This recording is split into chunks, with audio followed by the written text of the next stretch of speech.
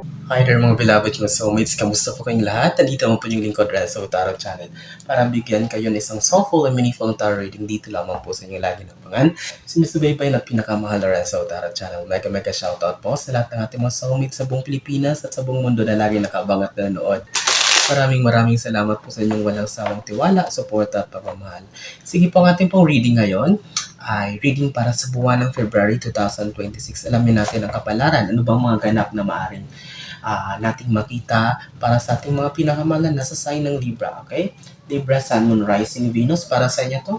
Takes what only resonates. At kapag hindi kayo nakaresonate, pwede nyo hanapin ang yung energy sa ibang video at sa ibang readers na natin sa YouTube, okay?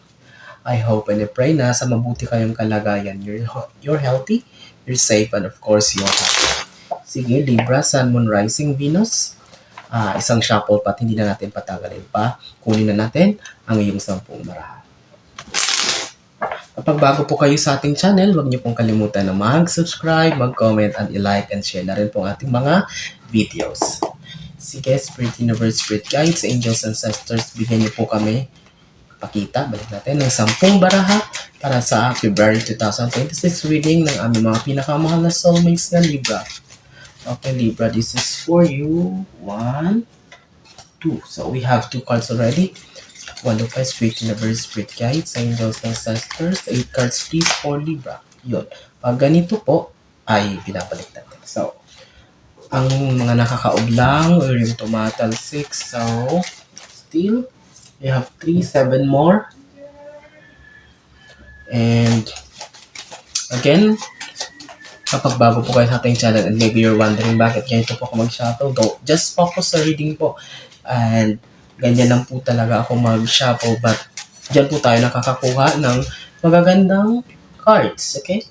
So we have 6 cards, so 4 cards more, Spirit Universe, Spirit Guides, 3 more, yun, 8, 9, last one. Ito, okay? Okay, Libra, kompleto na yung 10 baraha. Tingnan natin, alamin natin ano ba mga kaganapan sa February 2026 for you. I know that you're so excited. So let's begin with a page of wands. So Libra, February is like a culmination. Parang kumbaga, it's like a graduation. It's like a moving recognition ceremony for you. What I'm saying ay comes February ay kumbaga magbubunga na lahat ng paghihirap mo, makikita mo na yung result ng mga sleepless nights mo sa isang bagay na wino-work mo or tinatrabaho mo. Look at this one. This page of wands, ayan, nakikita mo may unti-unti ng dahon na tumutubo. At least you can see by February na nagpe-paid off na yung paghihirap mo. So, kumbaga, dito mo makikita na you're on the right track, na tama yung decision na ginawa mo or tama yung bagay na pinasok mo, or you're on the, yun, sabi ko nga, you're in the path to good things ahead for you. So, sabihin, makikita mo na, unti-unti mo makikita ang bunga. So, there will be some improvement. And of course, it will motivate you na para to work hard more dahil nakikita mo na yung bunga ng mga pinagirapan mo. Okay? Strength card. So, comes February, pagpatuloy, Libra, ang kumbaga pagsisipag, paglaban ng patas. At the same time, the universe is telling you na kailangan mo lang lakasan ang loob mo. Okay?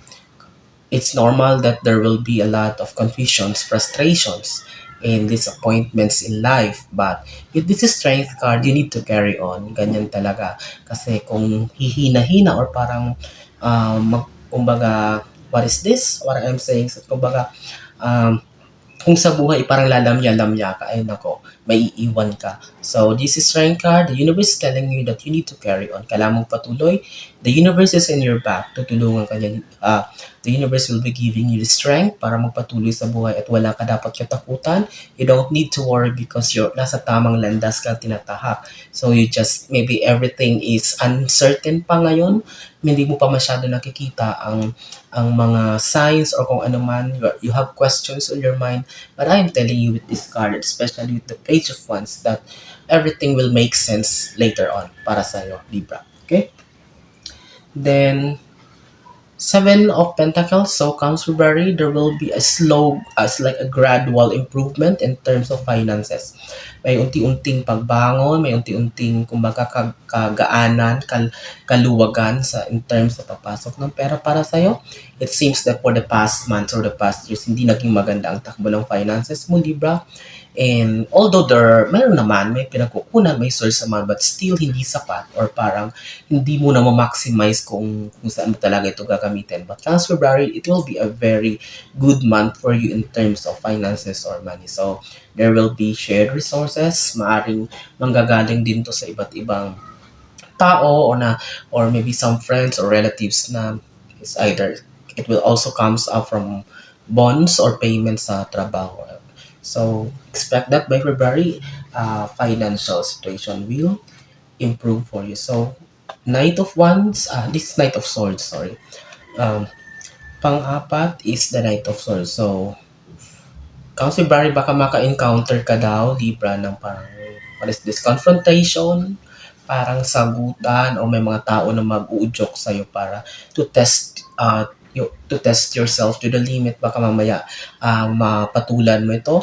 Ako na nagsasabi that you need to slow down or to keep calm kasi baka hindi maging maganda ang retaliation or yung kakahinatnan nito.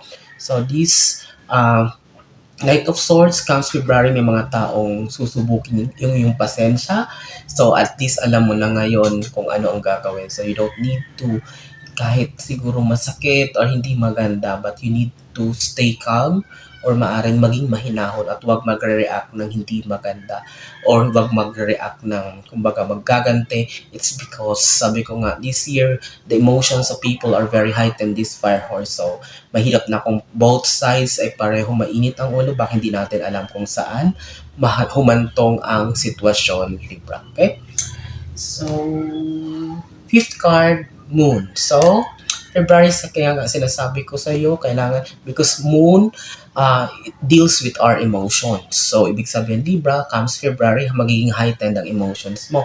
So, baka mamaya maka-experience ka na parang mood, kumbaga imbalance, kumbaga moody ka, baka magtataka ka, ngayon you are masaya, bukas parang you are unhappy, parang you will be asked bakit ganito nangyari. So at least alam mo na kung ma-experience mo yan sa February. So may karon parang disbalance or imbalance sa emotion mo with this moon card, and kailangan talagang just need to go to the flow. Kumbaga kung yan nararamdaman mo, just tanggapin mo lang yan. You just need to deal it because ganyan talaga. Bukas, iba naman yan. At lilipas din yan. So, kailangan talagang kontrolin. You need to learn how to discipline and you need to control your emotions comes this month of February. Okay? Second row, pang-anim mong baraha. Ooh. Ten of Pentacles. Sabi ko nga, may improvement, mayroon mo talagang magiging clear, kumbaga magiging maayos talaga ang flow ng not only your finances, your money kasi kaparento, but also other things, your career-wise, your relationship, family members, your job, kung ano man yung ginagawa mo, everything is like there will be an improvement with these things, okay? So expect that February. So, and also clarity sa mga bagay-bagay, you will be cutting off things na parang nakikita mo na hindi na talaga working para sa'yo. At least, magdi-declutter ka ng mga sitwasyon, siguro mga friends, people na slowly will be cutting them off also for your growth. Okay? So, there's a celebration card.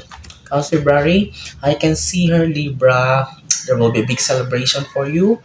Not only celebration in the terms na dun sa magiging masaya ka na may parating na something big about money, but I can see a celebration, a big milestone that kumbaga inaantay nyo comes February. There are some of you, Libra, that there will be an offering of like a wedding, engagement, or you will be discovering maybe there will be a new member of the family. May Libra ka because lumabas yung strength and page of wands. So sabihin, expect may mga Libra na magbubuntis and it's like lalago kung ano man, mag-branch out ng business, any kind of thing na kumbaga something big. Kumbaga another milestone naman na ma-unlock, kumbaga panibagong achievement na ma-unlock naman sa buhay mo comes February that will make you celebrate, or not only you, even the members of your family and close friends that kumbaga you really valued in your life. Okay, congratulations with this Libra, kung ano man yan, you deserve it and you deserve to celebrate. So, yung pangwalo mong baraha is the Nine of Swords. So, expect, sabi ko nga, Libra, life is not perfect. So, by February, may konting bagay na magdudulot sa'yo ng sleepless nights. May konting, ako hindi naman totally na parang hindi ka makakatulog. It's like, bago ka lang matulog, iisipin mo lang kung paano na talaga ito masolusyonan. Okay, iko-connect ko din to dun sa Knight of Swords na sabi ko, kailangan mo talaga, kasi itetest ang patience mo, may mga sitwasyon, may mga taong susubukin ang pasensya mo. That's why you need to react in a calm way, kasi baka mamaya dito mahantong. Okay, sakit ng ulo, pag-iisip, or kung ano man, imbalance with emotions, anxiety, depression, o kung ano man yan. So that's why you need to stay calm. Okay, lahat ng bagay ay masusolusyonan, nadadaan sa mabuting usapan, mabuting paraan, hindi kailangan mag-react violently or nang hindi maganda. Okay, magagawa ng paraan ng lahat ng bagay. You just need to do it in a calm way, Libra. Okay? Pangsyam. Oh, look at this one. Another cosmic card. The Star card. Okay, hindi ko ito papatagal. Tatakpan ko. So, this is a confirmation that February will be a very bright month for you. So, lumabas ang dalawang cosmic card. Aside from the moon, na magbibigyan ka ng clarity sa mga bagay-bagay, magiging malinaw ang lahat. This star card na lumabas also for you, Libra, is a confirmation that comes February, at least siguro may minamaster kang craft. You have undiscovered talent or skill, ilabas mo yan because it will give you fame. Dito ko makikilala, o baka mamaya kung ano man tong skills na parang you're taking for granted, baka mas yan pa, kumbaga yan pa makakatulong sa'yo, diyan ka pa mas lalong makikilala. Okay, I can see her, Libra, na magkakaroon ng following, may mga taong tagasunod, or maybe if you're working something na in relation to social media, publishing, vlogging, or kung ano man yan, you're writing a book, or you're doing a motivational something, you're a speaker, so you need to master it kasi dyan ka talaga makikilala with this star card, okay?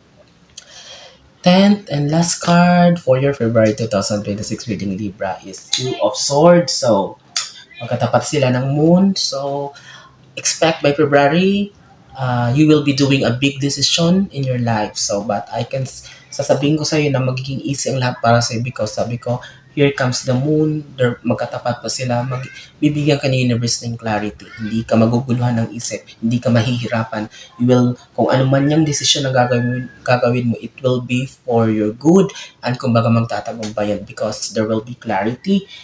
Of course, there's a celebration. So that's why you don't need to worry. May konting mga gabi lang na hindi ka makakatulog sa pag-isip, but you can solve it, Libra. Everything is flawless for you. February is a very beautiful month for you, and with that, I'm so happy and congratulating you, Libra, in advance. And I hope and I pray marami na sa inyo, Libra, makapanood to ngayon. At kapag nakaresonate po kayo, nagustuhan yung ating reading ngayon, mag-comment kayo. Please do like and share na rin. And kapag hindi pa kayo nakasubscribe, please do subscribe. Maraming salamat sa inyong walang sawang tiwala, support at pagmamahal. Hanggang sa susunod nating pagsasama, mga pinangakong soulmates, nasa mga naroon, ano mga ginagawa nyo, mag-iingat dyan natin, and God bless us all.